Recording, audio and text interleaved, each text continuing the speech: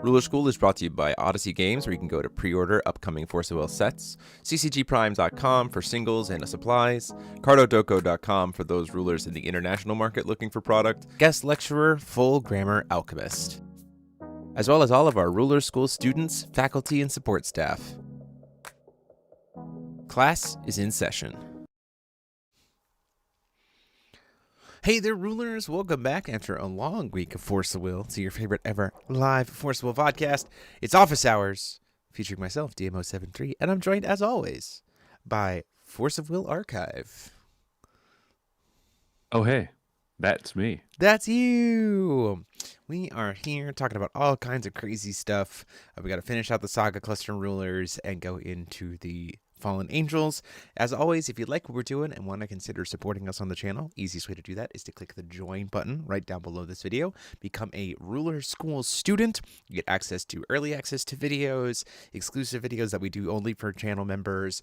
We're working on trying to start member-only live streams with live gaming sessions playing with members exclusively. So that's a project that we're working on too over on TCG Arena. So consider signing up to get part of that. And you can also get your pre-orders in for this set through Odyssey Games. Going to them helps to support the channel as well as CCG Prime. And you can get your tickets for FowFest. I actually had a meeting with the Radisson about FowFest today. Oh gosh. FowFest. So it's gonna be good. So 2030 is being scheduled? No, we're actually talking about 2045. That was what our meeting was today. Oh wow, you are way far ahead. Yeah, that's 2040. good. 2040. No, we didn't do 20. See, listen, 2045 scheduled, 2029 scheduled, 2027, 28, 30 through 44 not scheduled. Just specifically 2026, 2029, and 2045. Hey, that's where we're at. Whatever they need to know that you're serious. Listen, yeah, the full commitment, right? The full commitment. Our consciousness will be in the cloud by 2045, but we're still have a reservation at the Radisson. That's optimistic. So you can get your tickets in for that, and you're not going to want to miss out because we just actually started spoiling. I'm just going to show off a couple of them, of the prize wall mats for this year. Things like good old Alistair is going to be one of the mats for this year. A card we'll get to later today. Nyx is going to be one of the play mats this year. I know all of you all are Astema lovers out there, so of course we got an Astema card. Lots of cool stuff coming into this, so you're not going to want to miss out. And with that, let's talk about the end of Dante's stuff, and then we'll go to the Fallen Angels. Wolfgang stuff. That's what I meant. Yeah, Wolfgang. The other devil boy. Wait, we spoiled more cards today? Nah, we're just looking over the old ones. So this is Wolfgang. You got 2 new demonic worlds other than the Resonator. Unholy Cathedral, reunited with Wolfgang on enter. Search your deck for a demonic world edition and put it into the field, then shuffle your deck. Enter, target a card in your graveyard of total cost X or less, where X is the number of different demonic worlds. If it's a demon, a demonic world, or a fallen angel, put it into the field, otherwise shuffle it back into the deck. And for tap and pay double black, you can trigger one of this card's enter abilities. That's pretty good. Being able to recur demonic worlds is really good. It also potentially gets you 2 demonic worlds. It gets you another one from inside the deck and then gets you, one from the grave, which is really nice. And then it kind of gives you another will sync to... We talked about this last time with Wolfgang, how the way he outplays the things that are good against him are by, in response, do it again. Kind of more avenues to do that, and that's exactly what this card does, which is really, really cool in that sense. But we do need to talk more so about Sea of Blood because Sea of Blood is silly. Sea of Blood, Blood Sea. So this is the Ruins of Never-Ending Rain Ruins. This is the Sea of Blood, Blood Sea. This is a mythic 3-cost demonic world. With Wolfgang, as this card enters the field, you may choose a demonic world edition not named Sea of Blood. If you do, this card becomes a copy of the chosen card and chosen edition, and gains all abilities of this card until the end of game. So I'd like to point out that this card, if uninterrupted, means Judgment of Wolfgang equals all demonic worlds. You Walk us through literally it. you literally get all of them. So you start at 0, right? We start at 0 demonic worlds, right? We Judgment Wolfgang. He gets us 1 demonic world because he is 1. He just says, go grab a demonic world. So you can grab any you want. It grabs Sea of Blood. Sea of Blood, or sorry, yes, it grabs, no, it first grabs the Cathedral. So you grab Cathedral. Now we have 2, right? The first Cathedral has nothing to target in the graveyard. We're good there, nothing happens. The second one, or the enter effect to go search, gets you the recovery demonic worlds, right? So now that hits the board. We get to recover 3 stones, the 3 that we paid for Wolfgang. And then we can use 2 of them to re-trigger Cathedral. Okay? So here we're at there.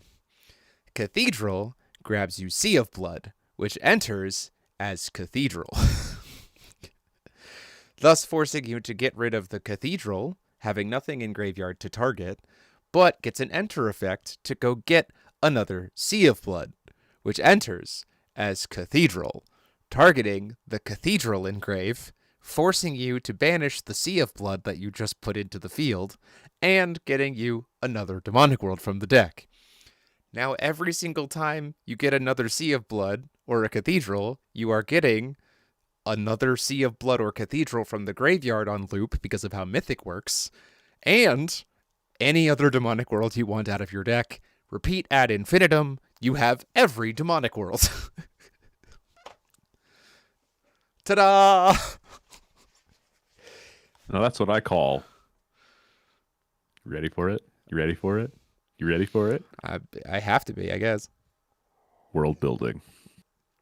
Hey, that's pretty good. That's pretty good. Pretty good. I do really like it. I mean, like, it's a very silly, cheesy combo that's incredibly interactable and easy to stop by like an infinite number of ways. But it is nice that Wolfgang just goes, no, Judgment die. Like, oh, okay. I guess I'm just dead. Yes. Like, it's very silly. And gives Wolfgang a nice little finisher. On top of a finisher, on top of a finisher, on top of a finisher. Yeah. So be prepared. It's a different card game, but it's fine. Any other thoughts on Wolfgang from you, Paul? I really like Wolfgang in general. He is not one of the decks that I'll be piloting for the channel. I'm pretty sure that's Jeremy's avenue because I know you are a much bigger Wolfgang stan than I am. I do like Wolfgang a lot. But this guy is going to be everywhere at my locals, and I am going to hate it so much. It's fine. It's fine. You're gonna be fine. I'm just gonna pay 3 kill you. It's fine. It's fine. Broken Seal of Yomidgard. Yeah, that'll be very good. That will be very good against Wolfgang. Maybe I should play a different seal. Maybe like the Angelic Seal of Yomidgard. This is a 1-cost Addition Arcane item with quick cast and barrier from chance and God's Art abilities. If an Addition card, a Regalia card, or a Resonator card, other than a High God Resonator token, I don't know how we're making those yet, would be put into the field without being played by paying its non-reduced printed cost or paying its non-reduced cost modified by base ability, its controller removes it from the game instead, and on solo mode it has Untouchable. Hello, Paradox's new Alabaster. We lost Alabaster Shaman, now we're getting Angelic Seal. Harder to answer than Alabaster. In terms of once it hits field, it's harder to answer.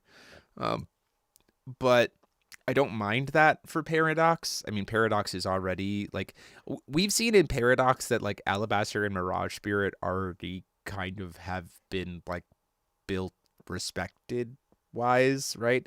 Like, decks will continue to just be respectful of them and not really care about necessarily having to cheat will advantageous wise. It having Untouchable is only accessible on solo mode, so in Wanderer that makes it a little bit more niche because not everything's going to be playing solo mode. It's just Vacuous does help this against this a lot. Vacuous is very, very good against this. Fully shootable. Things that can force you to banish are very, very good. There's lots of ways to answer it. It again, it just reinforces that like we're not out of the woods of Paradox saying like maybe don't try to cheat cards. like still that is a very prominent concept for Paradox. Yes. So still very respectful for that. Yeah. Very, very good against decks like Gilgamesh in Paradox, by the way. This card is very solid against him. Against Nero, against a lot of things still. So this card is still very helpful. I think it's a really nice balancing piece for every format to have this kind of card in there. And there's Robert Strong saying, hey, hi back to you, my friend. Hey, buddy. Congratulations on 4th place this past weekend, buddy. I think cards like this are incredibly healthy and shaping of the format. And because we're going to only have like 2 in Mirage Spirit and this, it's really interesting that my only argument against this card is like I understand why it's white. My argument is that I would have preferred it to be not white. I kind of weirdly would have liked to see this card be like in dark. I know that seems weird because it's like angelic, but like with the Fallen Angel concept, I feel like that could have been really cool to have this card be dark, just so that like even I say that for the sense of even then that has more Wanderer implications than Paradox implications, because then we have 3 unique anti-cheat color cards, right? But sure, that's just like beggars can't be choosers. I'm not like disappointed that this card is in white.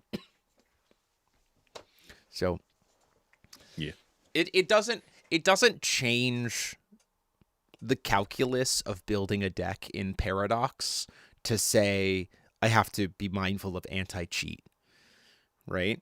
You know what I mean? Like we're losing 1 and gaining 1, so like the calculus, and it's in the same color combination, so like the calculus is unchanged. Arguably, it doesn't have as much aggressive potential. Weird as it sounds, there were some decks that just like played an Alabaster and then just tried to kill you with it, right? Like it was weird.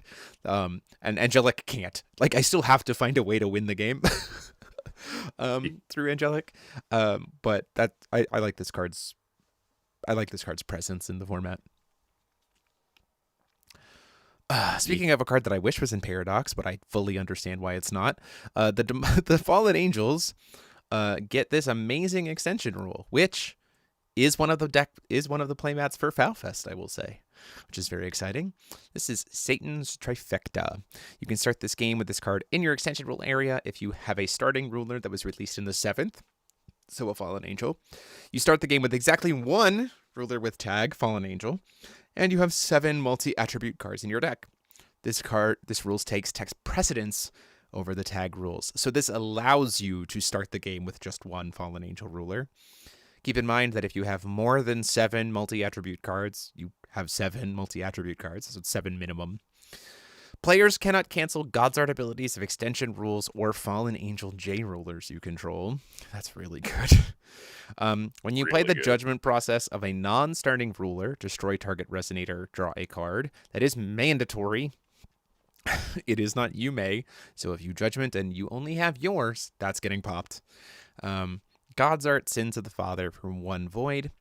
If you control exactly 1 Fallen Angel J ruler, reveal 2 rulers with tag you own from outside the game that were released in the 7th and put them into the ruler area. So the Trinity. Crazy. The triangle. So this card has a lot of really, really interesting implications that I want to dive into it. But Paul, first thoughts when you look at this card. This is not what we wanted, but it is arguably better than what we wanted. I don't want to take that point away from you. I'll have you explain what you meant by that when we discussed it. Yeah. But I think this is a unique way to express that we are not changing the tag rules in the CR. Yeah. Yes, for sure. Yeah. So when we were talking about this extension rule, one of my biggest concerns about the Fallen Angels was that Grimoire from Trinity Cluster was going to be insanely good against them. They have printed tag, they have to tag together, they will be known to be competitively viable, and because they have downsides, if your opponent rips the one that doesn't have a downside out of the game at the beginning of the game, that sucks. So this gets around that by saying, well, I'm only starting with one. So you can't, that has a number of implications, right? One, it means that you can play a Fallen Angel deck, like a Belial deck, a Vistema deck, a Beatrice deck, a Carlina deck, with other than Asmodeus, without having to start with the downside, which I think is a really big implication, right? Like I can play a Belial deck and have my starting life total be 4,000. So if I'm not playing the like specific life 2,000 cards, but I'm still playing a lot of like token generators, that seems pretty good, right? I can play a Beatrice deck and have my starting hand be 5 cards. That seems pretty good, right? It also means, except for Asmodeus, Asmodeus unfortunately has to be your starting ruler. He can't be in sideboards. Poor Asmo. Secondly, it means that wealth is not great against them. It doesn't come in for free, which means really good things for Astema. This was one of the things I was concerned about too. Astema wants to produce will. She wants to have that kind of will generation, will neutrality value engine, and you can't bring in wealth at the beginning of the game against an Astema deck if they start with Astema or if they start with anybody else. Like, that's really good. Second, you get to play solo mode cards from sideboard that like are important to have in today's metagame. Like, you can play Ice Shards and reveal it from your hand at the beginning of the game. You can play you can play Engraved Rune of the Setting Sun, because it is the ability of Setting Sun that reveals itself that allows you to play it from outside the game. So even if you start solo mode and then add 2 others, you can still cast it from outside the game, which is really good. It also means that the Fallen Angels get access to things like Academy Grounds, right? Because they get solo mode if you like delay getting your 3, right? So that justifies that argument, which I also just think is really nice. It also weirdly means in the mirror that Broken Seal of Yomidgard isn't just an auto put down for free against your opponent, which is kind of nice in the mirror, right? Because enter effects are kind of good, which has some cool implications as well. This card's very cool. I very much look forward to playing this card. And I think even before we get into any of the support stuff, which I also think is very good, this extension rule alone, I think, puts Fallen Angels in a place where they absolutely can be competitive. Yes. Arguably, they were competitively viable before, but now they have even more viability than they did before. Yeah. Cute little quinky dink with this, the Satan depicted on this trifecta extension rule. This is the promo art Satan. Yes, it's not the not the standard art Satan.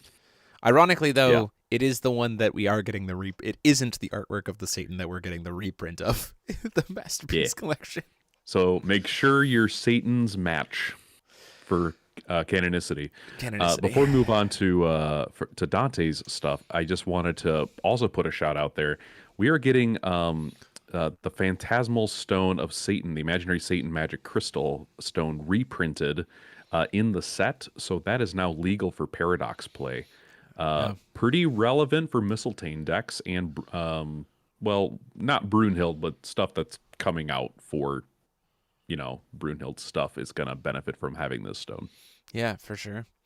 One thing to note is, too, about this card just in general, is that, like, just a discussion, like, purely thinking competitively, in my mind, I think there's probably 3 rulers that you can justifiably start with that are, like, where I would start with testing-wise.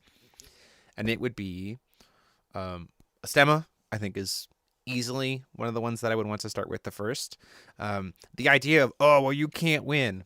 Okay, I have Satan that can reveal from outside the game, and still, that's the same problem we had before, and it wasn't a problem. Look at all of the events that Astema was topping, right? Like, very easy to turn that off. Mm-hmm. And being able to start the game in a matchup and say, kill your thing, generate black, get 2 rulers because of the will generation from a stemma seems really good. Like, that's a really good place to start for this deck. Like, it feels naturally comfortably will generating to be able to turn on the extension rule, which I think is great. So that's step 1. Step 2 is Dante, and it just says I don't want to have a downside. Like, you just start with Dante because you just don't want to have a downside. Sure. I think Dante solo is kind of weird to start with unless you're going second a lot of the time. And in an era of the ADW rulers constantly picking going second, I don't know if I would choose that. Excuse me. Oh. And the third is Belial. Like, you could argue that you want to play Belial just because Prideful Rule is one hell of a card. I'm not sold. I'm not sold on that yet. Like, to me, that's kind of the order. It's like Astema, Dante, Belial. Or just play all 3. Play Astema to start with, and then just get Belial and Dante. And then we're great. There you go. That's what I'm planning on doing. We mentioned in this, we also have to start as Asmodeus. No, we don't. If you want to use Asmodeus, you have to start as Asmodeus. Yeah. If you want to use Asmodeus, you have to start as Asmodeus. And then you get 2 other rulers on top of that, which is really helpful. There's arguably, because of some of the spoilers we'll be talking about later, there's arguably a reason to start as Beatrice, too. Potentially. I don't know if I would start as Carlina. I don't think I would ever start as Carlina. I would just bring her in later, which is fine. Yeah. I think that's totally fine. Even if you're playing arguably, even if you're playing a Carlina heavy deck, I still think you start as somebody else. Like, in that argument, you probably play as Dante more than anything else. Is probably where you start with. But that's my thoughts there. So let's get into Dante support. Speaking of, this is Divine Knowledge, 1 black. Name a card. Your opponent reveals their hand and discards all cards that share a name with the named card.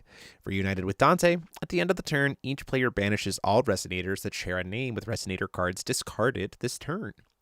I like this card a lot. And then with Fallen, it gains Remnant.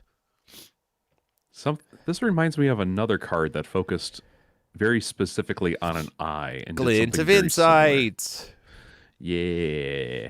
So this card's very good. Seeing Glint get a reprint effectively is really nice with some additional benefits for being Dante. Very cool. Really like this card. Glad it's in Paradox. I think this card is going to be great for black. This would be a very cool card to bring into the Paradox format. I think that's really nice. Really good against, like, if you're going first against something like Valentio Moloch. Just go, Alistair. Oh, you had 3? Great. Don't have to deal with that anymore. We're good. And we're fine. And we're fine. Next up, we have Dante's Sepulchral Mask. 2 cost. Players cannot chase this card or its abilities. Added Resonator gains +4, Terrifying, and whenever this card deals battle damage to a player, if you control an Astral Ruler with Dante in its name, that player loses the game. Enter, destroy target J Ruler or Darkness Resonator. Destroy the added Resonator. Trigger this card's Enter abilities. And tap or bestow is tap or rest a J Ruler you control with Dante in its name.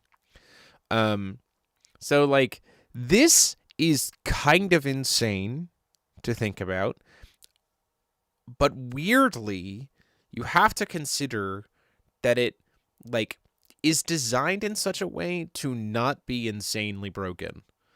It's just good.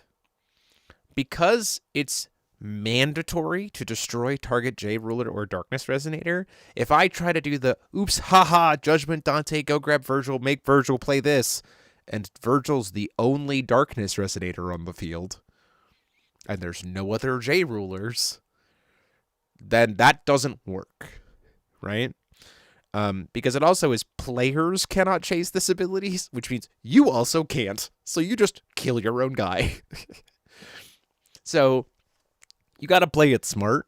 You can't just, like, cheese it. But this does give Dante a really cool way to end the game with Virgilius. And it's a very neat kill spell for Paradox. Just pay 2, pop something that's dark, or pop a J Ruler. Like, that's kind of cool. Yeah, unchaseable. Love that. Yeah, I mean, this card, potentially, just because it's a Regalia with Bestow, may have some applications in Gilgamesh. Uh, Based on my experience playing Gilgamesh, I don't think this card is needed, Mm-mm. but terrifying is nice. Yeah, So sure. yeah. I would really like you. So here's the thing. I'd really like you to play this card and like Judgment Gilgamesh, and then do the Master Rune. Have it not get canceled by Mysteries of Feasting because you're playing against a non-green deck for some reason, and then make sure that Durandal is going to resolve before this card, so that your Gilgamesh has Eternal, and then you try to destroy it, so that he has Terrifying. Someone's gonna mess it up and have this card resolve first, and I'm gonna go, yeah, okay, die. Stack your triggers properly, folks. Stack your triggers properly. Yes. But to We that will be idea watching. of enter kill a thing, it pairs nicely with the split card that was generated for Dante, which is the Demonic Essence of Sloth plus Black Rain. Black Rain is a reprint that says as an additional cost, you discard a bunch of cards and your opponent banishes that many Resonators. But Demonic Essence of Sloth, this card enters the field rested as a 4/6. And at the end of the turn, if you played a spell named Black Rain, you put this card from your graveyard into the field. And at the beginning of each player's main phase, you get a 2/2 Demon Resonator token and lose 2 life. Oh, hey, look, the Darkness Resonator that it wants you to kill off of the Sepulchral Mask. Found it. It works really nicely. So I like this a lot.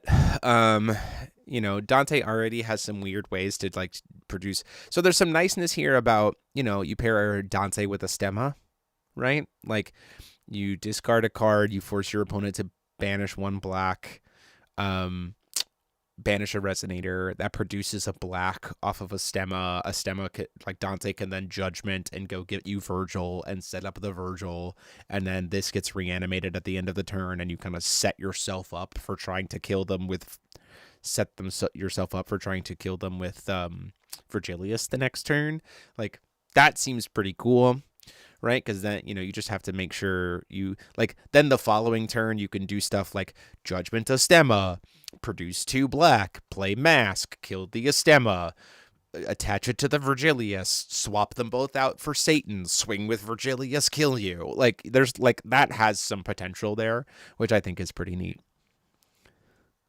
Yeah, this is also helpful if you want to, with Trifecta, either start as Beatrice and bring in Dante, or start as Dante and bring in Beatrice and some other fallen angel. This is going to be really helpful because Black Green is one of those cards you can use to get to null very quickly. And then you just get even more value because of the reunited text from this card. Yeah. Last thing I have to say about this is, and I don't know if he's here. I don't know if Alejandro is here. He doesn't seem to be yet. We were told that we would learn the origin of the Wardens, and I'm assuming it's because the Wardens are actually the essences of the different sins that were housed within the different fallen angels, but brought back. If you look at somehow. the artwork, if you look at the artwork here for Demonic Essence of Sloth, the outline is very similar to Moloch. Like very Moloch. Very similar to Moloch.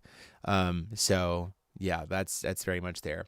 To your question, Stranger Jank, that is Moloch. Yeah, we were right. So Stranger Jank, to your question about, I'm assuming that's for Dante's Sepulchral Mask. You can play this in Mistletoe. You can't attach it to Mistletoe. Mistletoe can't. She's a J ruler. You can't bestow this card to her. She's not like Gilgamesh, who's treated as a resonator for the purpose of bestow. This doesn't let you do that. Just keep that in mind. So that's all of Dante's stuff. Let's go to Belial. Ashes of the Apostate. Yeah. OMG, you just noticed? Yeah, it's very clearly Moloch, like the red gem on his head and everything else. Anyway, Ashes of the Apostate, 2-cost quick cast with Remnant. Reunited with Belial, you pay 1 less to play this card from the graveyard. Whenever this spell is targeted by a spell or ability you don't control, so if they try to cancel it or mirror it, which is hilarious. Put 2/4/4 light Fallen Angel Resonator tokens with Defiant 2, Flying, and Drain into the field. So those will be 6/6 Flying, Drain, Defiant 2 tokens when you're playing Belial. Just let it happen. Just let it happen. Just let it happen. Remove target mono attribute, non-magic stone, non-J ruler entity from the game. If your life is 2,000 or less, get a token. This card is essentially the new Prideful rule, kind of. If you'll notice, it's like it serves a similar purpose. I think it's great. I think this card is great for if Belial is low on life and if Belial is high on life. Like, 1 cost spot removal for mono attribute stuff that's RFG, so it doesn't care about eternal, that kind of stuff. Is really good. Really, really good. And making it so that like your opponent doesn't want to cancel it is also just really, really nice. Yeah, this card is really solid. I don't think this straight up replaces Prideful rule. Oh yeah, for sure. But this is definitely an additional helpful removal spell, especially if we start seeing like a lot of eternal stuff crop up. Prideful rule doesn't feel nearly as good, but this kind of just meets the other side of the equation that Prideful rule had access to, which is kind of a theme in Belial's support here. This to me is the card that like is really, really good if you're starting as a different ruler, right? Like this feels like Belial support to make use of if Belial wasn't your starting guy, so that like you're still having that access to that removal. That's kind of in the same vein of what Belial was doing, but your life isn't 2,000 less. So until you get there, you at least have this, right? I think that serves a similar purpose, which I think is a lot nicer. Next up, we'll go for the essence for him. The essence of pride. We have not seen this is Amon. This is Amon. So if you look at that, that's very clearly Amon. It's a Choir of Fallen Angels, which is insane to have back in Paradox. Like, oh boy. I'm glad to have that card back in Paradox. It is a Mythic Bane Barrier total cost 1 or less 9/9 Reunited Belial. At the end of the turn, if you played a spell named Choir of Fallen Angels, this card from your graveyard into the field. Enter, each player banishes a non-demon resonator, which, by the way, would include itself. Yeah. Because it's a demonic, not a demon. Whenever a resonator you don't control attacks, if you are the attacked object, produce 1 white, gain 300 life, and draw a card. Why is this card so good? Cast Choir of Fallen Angels. Make a token. Go to the end of your turn. Reanimate this guy. Kill the token. Huh. Seems good. Yeah. And then if it gets killed, make 2 more tokens. Yeah. This card's really good. This card's really freaking good. Yeah. I like this card a lot. I liked Choir of the Fallen Angels in general. I thought that card was very, very solid. Yeah. And now we're just getting even more benefit from it. And we get this like really sticky 9/9. Oh, God. So good. Yeah, for sure. Very, very good. Then the last card for him, which I love this card. I think this card is like the quintessential amazing Belial support card. This is the card that you're definitely playing a bunch of if you're starting as Belial. Like if you're starting as Belial, I think this card is insane. Angel of False Grace. Reunited Belial gains untouchable, and you cannot lose life by effects or abilities you don't control. Just straight up no life loss. Lost Grace is a name ability, is enter. If you gain, if damage would reduce your life to less than 100, it reduces your life to 100 instead until the end of your next turn. So the rest of this turn, all of your opponent's turn, the end of your next turn. Each game, only 2 Lost Grace ability triggers per player. Whenever this card attacks, you may pay black. If you do, put a Resonator card of total cost 3 or less from a graveyard under the field under your control, and it's 1,000 body. This card is so freaking good for Belial. It's insane. Just My insane. Lord killeth and then yoinketh. Yeah. Yeah. Also, her halo is made of thorns, and it is bleeding, presumably her own blood on her head. This artwork is very metal. Very Super metal. Yeah. This card is fantastic. This is the win con right here. It's like it's not like it has WinCon vibes for sure, but even just like it is the quintessential just like I'ma just stop us for 2 turns. Right? Like it's so good. The one thing to note that's really funny about this, really funny about this, is it says until the end of your next turn. So if your opponent is silly and is like, I'm gonna take a bunch of extra turns, you're like, okay. Even more turns of protection. Great. Oh, you took infinite turns? I still have not taken any damage. Yeah. Yeah. Because she also doesn't have to stay around for that effect to be protecting you, by the way. It's just there. Mm-hmm. So it's very neat. Yeah. That's silly. I think this card's cool for Paradox in general, too. Like, it won't have the untouchable, but, like, I still think it's cool. It still gets the Lost Grace part. Which I think this card is incredibly helpful for decks, like, randomly, like Geodo. Mm-hmm. Very helpful to just have a flying 10/10 that says, I'm not going to lose any life. You may not have a graveyard, but I do, so I'm just going to bring back my own stuff. Yeah. Yep. There you go. Very cute. Next up, let's go into Astema stuff. And we kind of called it Asmodeus. Oh, why did I not have the Asmodeus stuff in here either? We're doing it live. We're going to talk about Astema while I go find the other stuff. So, this is 3 Dark Psalms, also one of the Foulfest mats for this year. 3 cost that has Incarnation for black plus white or black. Reunited Astema, this card has Inferno in addition to its other names. Hey, look, we got it right. Nailed it. If you have achieved Fallen this turn, this card gains quick cast in all areas, and you pay 1 less to play this card. Oh, hey, look, it becomes Inferno quick cast speed and costs Inferno cost. Huh. Crazy. Hey, look, Inferno. If your opponent has more cards in their hand than you, they discard 3 cards and lose 3 life. You draw up to 3 cards. So it's like 1/3 of the Astema situation. It's the like hand equalizer, but it is better than that because you can actually go above them in terms of the number of cards they have. Continue to talk while I look for the Asmodeus cards. Yeah.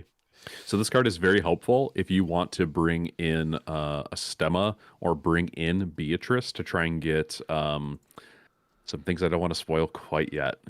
But y'all know Beatrice is trying to deck out. So this card is very helpful for that.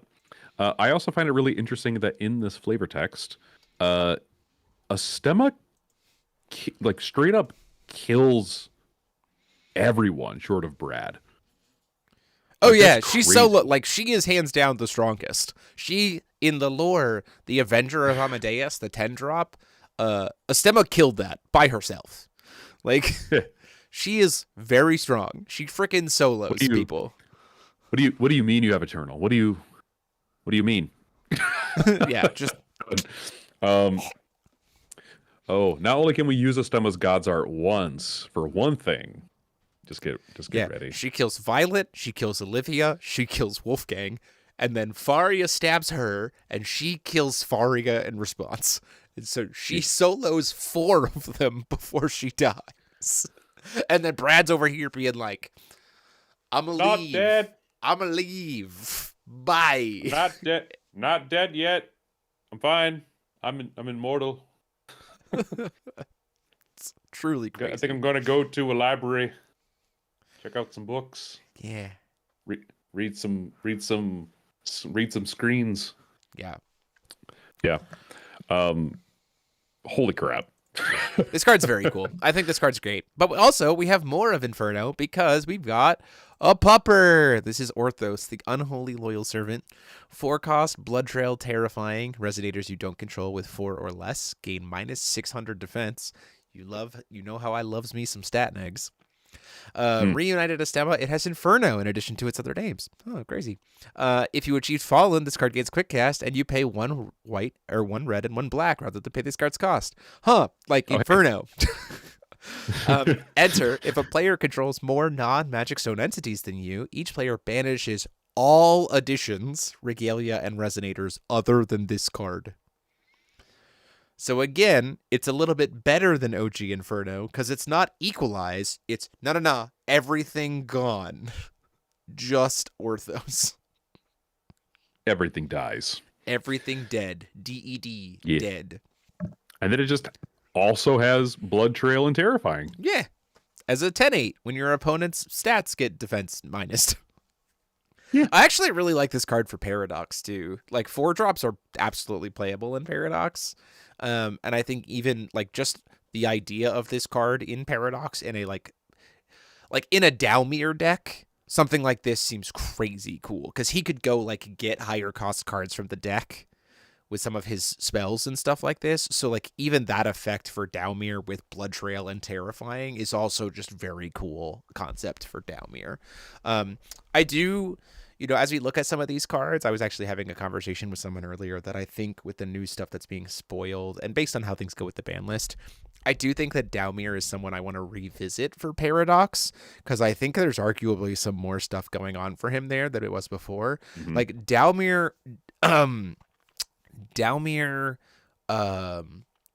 Belphegor surprisingly has a lot more tools at its disposal going into this new format. Like I would be curious to see exactly how we play around with that. And cards like this would be fantastic for it, right? As well as 100%. as well as like cards like the new Brad edition, because it's a 3-cost wind edition. So like a black, green, red Dalmir Belphegor control with stuff like Orthos and stuff like that is suddenly like way back on the table for Paradox, I think, which I think is really cool. Really cool to play around with.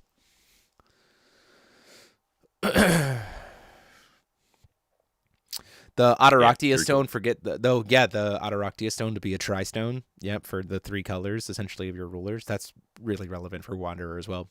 Or even a quad stone if you play your cards right. If you play it right, yeah. Yeah, it's a great card for Fallen Angels. This card's really good.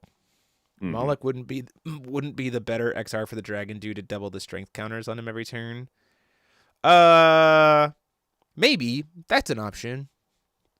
Can he play with Moloch? Can Dalmir play with Moloch? I don't know. I don't remember. Anyway, we haven't really looked at Dalmir in a bit. So Inferno cards equal very fun. But let's also talk about Demonic Essence of Envy, which I also think is a card that is going to be very good in Paradox. Who's that? Who's that? Hey, look, it's Python. Purging Flame. I do actually want to look at Purging Flame really fast. The OG one. We're doing it live. Yeah, I think this might be different. You may play this card if a resonator you control is put into a graveyard from the field. This turn, destroy target J/resonator that dealt damage. No, it's the same. It's the same. It is the same. But I do think having it in Paradox, I think this card is much more playable just in general, like on its face. Because the format is so like play to the board driven, right? But also Demonic Essence of Envy, resonators you don't control gain -400 attack and Bloodlust. So that feels very Python coded. And reunited with the stemma, at the end of the turn, if you played a spell named Purging Flame, you get into the field. Enter, target player's life becomes 3,000. This is just very good for a stemma for a lot of reasons. One, it's a 6. The body on it is fine, but it forces your opponent to attack, which is great. Terrifying is great, given that it's making everything -400.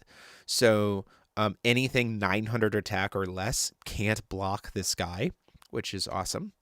And then Purging Flames in general, when free cast, goes +1 with a stemma, especially now that you have Demonic Essence. She blocks something, she uses Purging Flames to kill the thing that attacked. That generates her additional value as a stemma, and then she reanimates Demonic Essence. Like, wow, is that a good card for a stemma? Like, absolutely phenomenal. It's a retrained Replicant Dante. Yeah, kind of. It's got a similar vibe to Replicant Dante. Yeah. So what's interesting about this from a lore perspective, some of you may be noticing, hold on. I thought a stemma was the fallen angel of wrath. That's true. The problem is the wrath demon that we have 3,000 years later as one of the packs is Baroost. Mm-hmm. Baroost, kind of his own guy, kind of his own thing.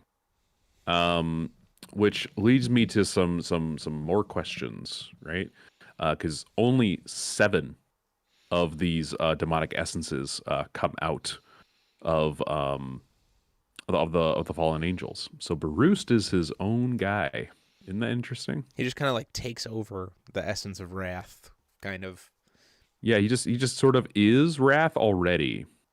So that's making me question, or maybe this has given us a backstory for the character of Baroost, who has been here for since Valhalla, original Valhalla. I've been here the whole time. I've been here the whole time. This is where I came from, right? And I think there might be a different fallen angel. They took Alejandro gave us a really good hint a long time ago that there was an 8th deadly sin, which ended up being Lilith. Mm-hmm. And so, is there another fallen angel that we just don't know about? Yep. I don't know, guys. I'm very interested. Stuff. A lot of implications here. Let's go to Asmodeus, who is a very neat card. This is Isith, the Princess of the Damned. 2 cost 4/7 with Quick Cast and Blood Trail. Magic stones with counters on them lose all abilities and gain tap or pay 300 life. Remove a dusk counter from this card and tap, produce black. Reunited with Asmodeus, you can play it from your removed area. Whenever this card attacks, put 2 dusk counters on a magic stone, as well as pay 1 black and remove this card from your hand, and keep it revealed until end of turn. Put a dusk counter on up to 2 target magic stones. I love this card. Here's why. I actually had this conversation earlier last week, and also during the circuit event on Saturday, is that base black decks in Paradox have felt awful. Truly, they have felt bad. Because base white just does so much better, and black is just such a supporting color. It has not had its time to shine. This card puts darkness base on the map. You mean I have a will sink that can mess up my opponent's stones once I play her? Fantastic. I think that is very, very easily something in Paradox that was sorely needed for base black decks. That I'm very, very excited to play around with this card. I think it's very cool. It's not, great for Asmodeus. I think. You could play it from the RFG. Sure. I wish it was cheaper for him from the RFG. But this is what a lot of his stuff is anyway, is RFGing stuff and then being able to play them. So sure. But this is just a generic. This is just a generically good card. Just generic. Quick ass blood trail. Very solid card. Yeah. This card is very interesting to me because this is a Cathorian princess. So the question remains, is this Wolfgang's queen? Or daughter? Or sister? Yeah. Oh, yeah. So definitely the 8th fallen angel that we don't know about is coming because yeah, I got it, nailed it. Next up we have Asmodeus's Desire. You can play it from your removed area as well. Quick cast, Evilish Desire. Remove the top card of your deck from the game. If it shares a name with another card removed from the game with this card this turn, you lose 600 life. Otherwise, you can put that card from your removed area into your hand. If you do, lose 300 life. Otherwise, perform the Evilish Desire of this card. This card is a math problem. Yes. So, I cast this the first time. I remove the top card of my deck from the game. If it shares a name with another card removed by this effect, I lose 600 life. Then, put it into my hand. If I do, I lose 300 life. Oh, otherwise, you may put this into your Otherwise, hand. I may put this card into my hand and lose 300 life. If I don't put it in my hand, perform the evilish desire effect of this card again. So essentially, if you are playing Singleton and Asmodeus, this is grab whatever the hell card you want for 2.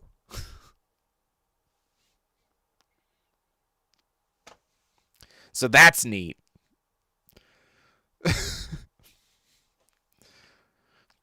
I mean, that's it, right? That's exactly how this card works. You just keep removing the top card of your deck from the game until you find a card that you're like, yeah, that's the one I want.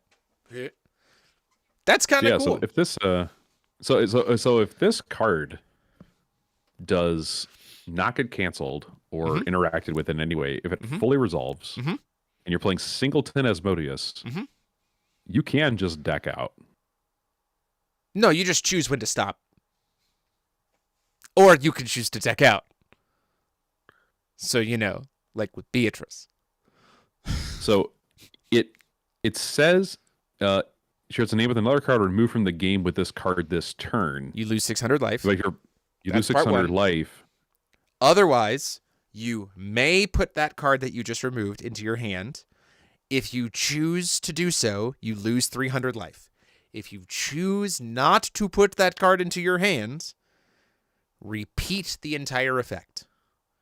Okay. So you go until it really is just get whatever you want. It literally is go until you want to stop, which is hilarious if you are playing Singleton Asmodeus with Beatrice.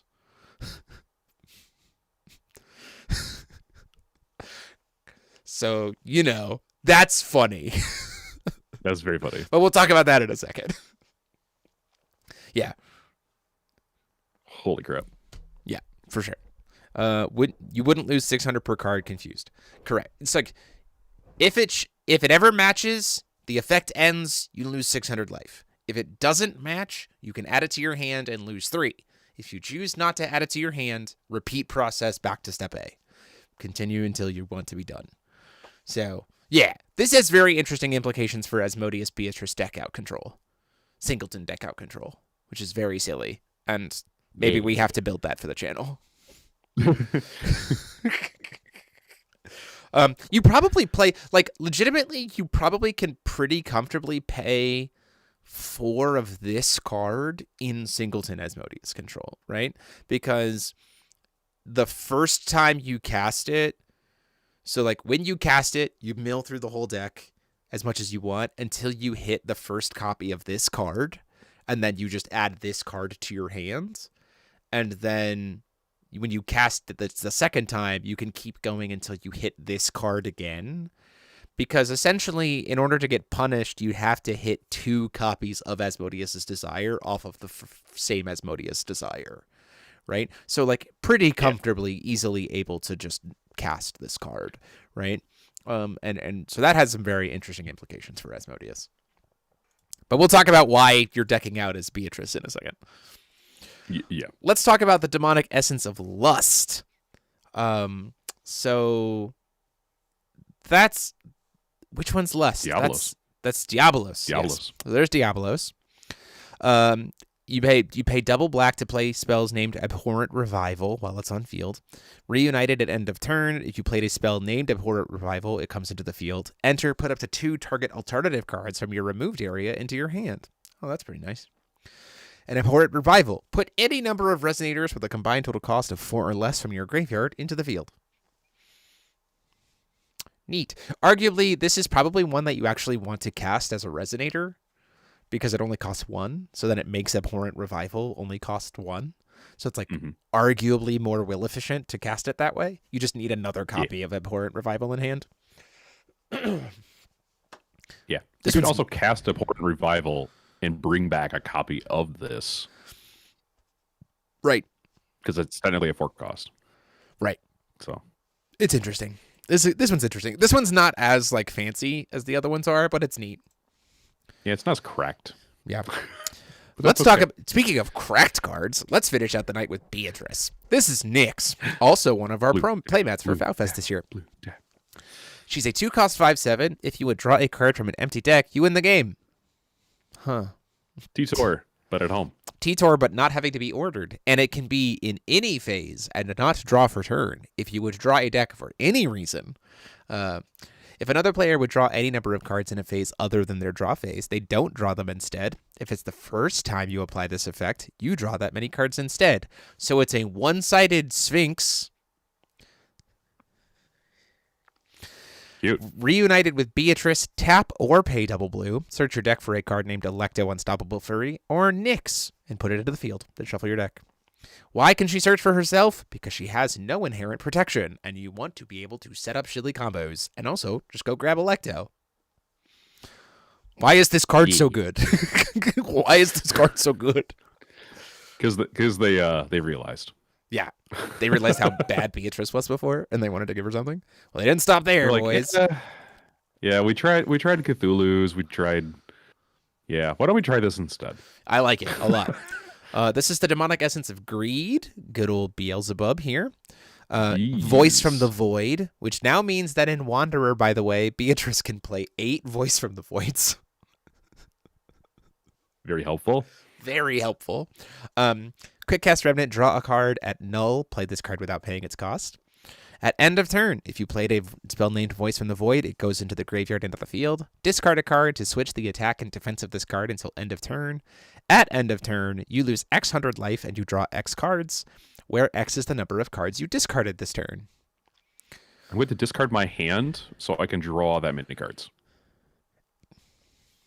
Oh, also, I'm playing this with Belial, so I can play that new Resonator that he gets, the Angel of False Grace, so then I don't lose any life, but I still draw cards. Well, you'd still lose life, because you can't lose life from card effects you don't control. I control this effect. Oh, is that what it... Yeah, I'm going to look at that one more time. It's designed well, Paul, unfortunately. You don't control. Crap. All right. But... Let's frickin' bring back Wall of Terror and then like not feel bad about it, right? Like this card plus Wall of Terror, like okay, I just keep my hand filled to be able to like say that like, oh my gosh. Plus the Olivia Resonator that she's gonna be able to use. Like Beatrice suddenly has so much new life just because of this card. Oh, and then we still have one more because why not? This is Voice of the Soul, Void of the Soul. Reunited with Beatrice, it costs you 1 blue instead of 3. Broken Hearted. Play a card from another player's graveyard. Play a card without paying its cost. If you do, discard a card. Search your deck for a card named Electo and put it into the field. Then shuffle your deck. Okay. And at null, perform the Broken Hearted effect of this card an additional time.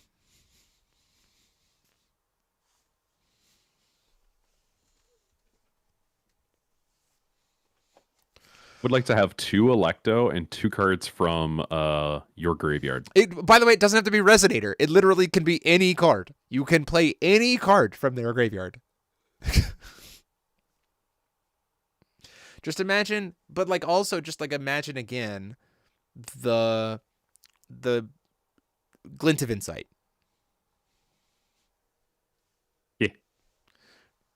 Nice card. Think I will take them. That's a nice Alistair that you just discarded. Now it's mine. Yeah. Like, this is just, like, really good. This is really good for Beatrice. Talk about a really helpful card for this deck. Alistair? Yes. Holy crap. Yeah, for sure. For sure. Play a Garion. Yeah, thanks for... I appreciate your Garion. Would be nice if I played it instead. Like... Our Garion. I mean, my Garion. That being said, it is important to understand that this card is actually really well designed in the sense that the effect of this chance is a named ability. So keeping that in mind with how good this is, that there are ways to make this card bad. But also, it's just insanely good. Because also, it doesn't target. It just says, play a card. Yep. So your opponent doesn't get to know what you're playing until you've played it. I'll play Void of the Soul. In response, I'll play Alabaster. Okay, cool. I'm going to play this chant. Great. You can't do that. I absolutely can. Watch What me. what have we said? Choose. Choose. Choose. Choose. Yeah, this card That's the is way. this card is very cool. I'm very excited to play Beatrice now. Like, really well done on these ones. I think legitimately of all the support that I'm like most excited for with all of the, we still have to see Carlina's. Of the ones that I am truly like the most excited about, it is the Beatrice stuff, because Astema's is just, we gave you Inferno back, right? Kind of, right? Two Infernos back. We gave you Inferno back. She was already really good. Belial's, we gave you like better protection, and that, like, it's still very much in the vein. This just breathes a whole new identity into who Beatrice is as a playable ruler, and it's so cool. Like, it's so cool. I'm very excited about it. Yeah, they took the null mechanic from you need to be at null to play the game to if you're at null, you get to win the game. Yes. Right. So they just like turned that whole mechanic up a lot, which is really great. I would encourage you all to go look at Electo again, because she was reprinted with an errata. She does have a named ability as well. So if you're playing things like Protection of the Academy Grounds or Fates Reunited, naming Electo and Void of the Soul is a really good way to start like slowing that deck down a little bit. Very helpful there. So just putting that out there. Go look at Electo again. It's very fair compared to how she used to be, and this is why. Yeah, this is why. We would go right back to problematic Electo shenanigans. So we do want to talk about one other thing. A new video was posted today by the company, which I think was very cool. They showed us a few new pieces, and they brought us into the finally having the definition of the new type of card called paradoxical cards, which was the mentions in the formatting of was mentioned in the formatting of Paradox, like what cards are legal in Paradox. The idea was that the paradoxical version of a named card is the one you can play in Paradox, which was like, well, what does that mean? Well, it means this. This is paradoxical Rookegg. It is still Rookegg. It has the exact same name as the original Rookegg, meaning in Wanderer, you can play 4, as far as I can understand, and if I'm wrong, then I'm wrong, you can play a total of 4 Rookeggs in your deck in Wanderer between the paradoxical version and the new version. In Paradox, even though there is a card named Rookegg, the only one you could play in Paradox is the paradoxical one, because that is the one that was printed in a Paradox cluster. All that to say, this new frame looks sick, and the concept of paradoxical resonators is neat. Yes. You're correct, it's already in the CR. I was right. Yeah. So that being said, we actually got 3 new card previews, which give us a few little hints. So this is Rookegg, Paradoxical Resonator, coming out in the set AVL, whatever set that is. That is a 0/2 bird egg, can't attack, and we got a keyword for death triggers. With this card, it's put into the graveyard from the field. You get a 1/1 bird token into the field, and if you control 3 bird entities, bird up, yo. You put a beast card with Rook in its name from your hand into the field, and you can banish it to recover target bird resonator. Bird up! Bird up! Next up, we got a card that I fully expected never to see again, but here it is.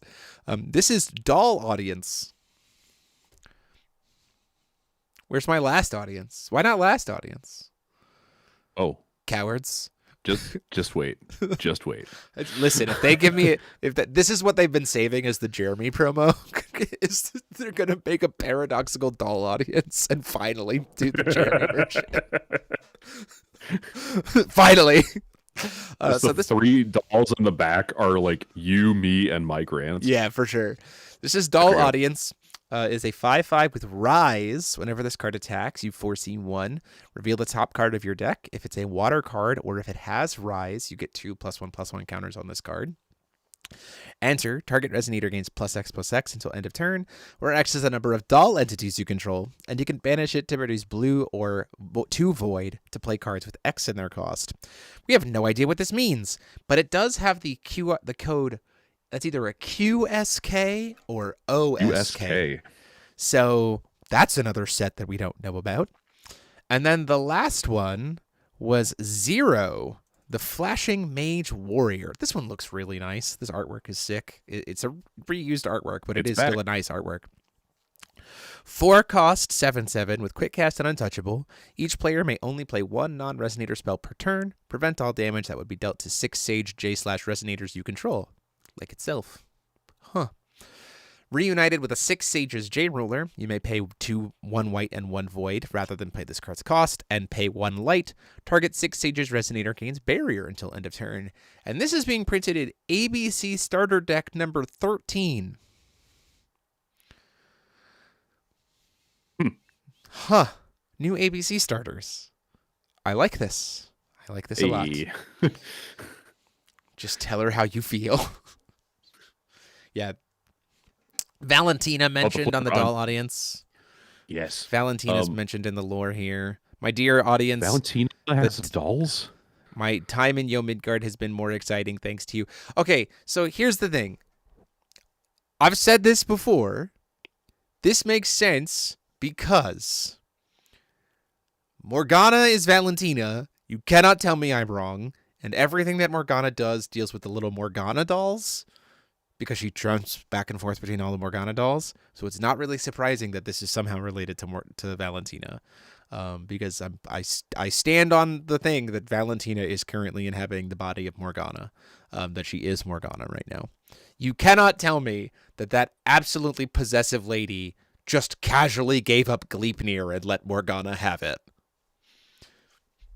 Not possible. Truly not possible. And then we did get a little bit more news in the fact that new demo decks are coming, which is very exciting, and I cannot wait to try to show those off at events, like conventions and stuff.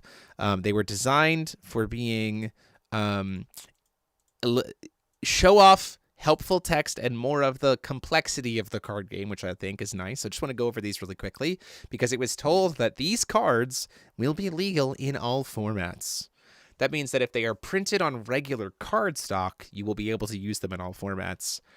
I kind of think it would be a really cool idea if the company puts the PDFs for these on their website, to make like print to play versions.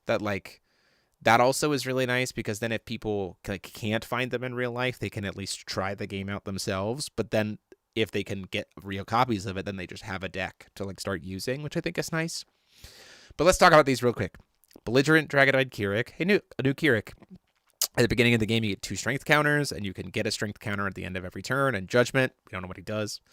Dragonoid Hunter, or Dragon Hunter. 3/4, enter. Card deals X hundred damage to a Resonator you don't control, where X is the number of strength counters on J rulers you control. That's okay. Vanish and Fire is pretty good. As an additional cost, burn 5 strength counters. So, burn 5 strength counters. Can't be canceled. Deal 1,000 damage to something. Target player or J Resonator. Yeah, just anything. That's pretty good. That's just a pretty good card. Face that I can't chase. That's awesome. You can chase it. It just can't be canceled. But yes, that's very good. Okay, no, cancel. Yeah, my bad. I was like, what? Okay, sorry. Next up, we have Goddess of Time Kaguya. God Art Rewind Time for blue. Put a card from your graveyard into your hand. Oh, hey, that makes sense. Servant of Kaguya has enter. Look at the top card of your deck. You can put it on the bottom of your deck for a 4/4. And we got Brainstorm. This is 1 blue, Essence of Kaguya's power. You draw 3 cards. If you do, perform the following effect 2 times. Put a card from your hand on top or bottom of your deck. Also, again, that blue card is just legitimately playable. That's just legitimately playable competitively. This is technically a power crept laying the foundations. Yeah. Cost 1 instead of 2. Yeah. These are nice to see. These are just nice to see. Better Oh, than because you can put it on Brainstorm the bottom. you can put it on the bottom. Yeah, it's better than Brainstorm. Ooh, that's really, really Yeah, good. you can just bin them.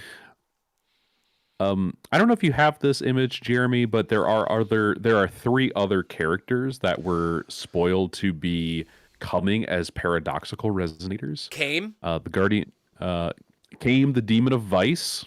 Yep. From way back in Rhea Cluster set Almost 1. got me a top 8 in Worlds. Legitimately. Card is very solid. Legitimately almost got me very a top 8 in cool. Worlds. I'm wondering what they're going to do to change that card. Stargazing Fortune Teller was not a very good card. A 1-drop, 1/5 that 2 blue and 1 to tap to draw a card. Not a very good card. So it's good that we're going to be seeing a different version of this. And then Guardian Angel Raphael. Raphael! She is back. I'm going to say, they are back. I'm not going to assume. Do angels have gender? I don't know. But this prevented your opponent from playing chance standbys way back in the day. We thought this was an answer to RR. It wasn't, but that's getting reworked too. So that's cool to see that this character is coming back as well. Yeah. Pretty exciting stuff. I mean, today was really exciting. Getting the video today, getting to learn about the wonderful, cool cards for the paradoxical cards, and just seeing all of the Fallen Angel stuff. I imagine next week we will be back talking about the ban list. Please.